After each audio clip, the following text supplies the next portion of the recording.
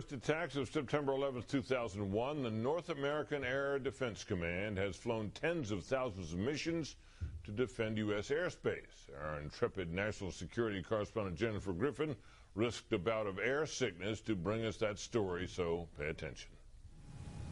Two members of the D.C. Air National Guard convinced me to join them in a test flight above Washington to intercept potentially wayward planes as soon as they entered restricted airspace.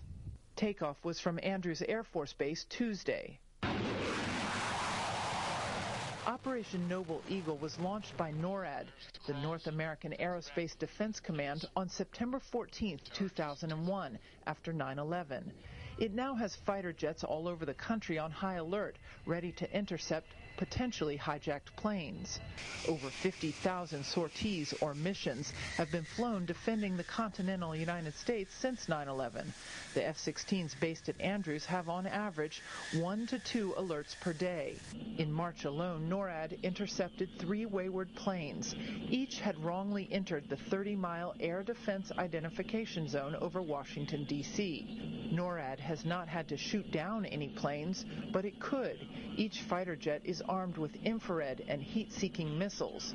On April 19th, the Air Force flew its 1 millionth mission since 9/11, a C-130 Hercules transport plane carrying soldiers from Kuwait into Iraq.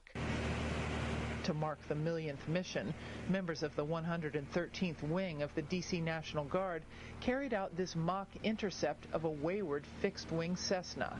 I knew I was in trouble when they told me we'd be flying with a pilot whose call sign is Psycho, Lieutenant Colonel Mike Sinaraki and Lieutenant Colonel Dave Miles, call sign Soju. Soju had flown for United Airlines but was called up by the National Guard after 9/11. Psycho buzzed ahead, doing a maneuver known as a headbutt, forcing the Cessna to slow down, while Soju signaled the Cessna by tilting his plane's wings, which means for the small passenger plane to follow him. When the F-16s needed fuel, a KC-135 refueling tanker filled them up, hovering like a gas station in midair.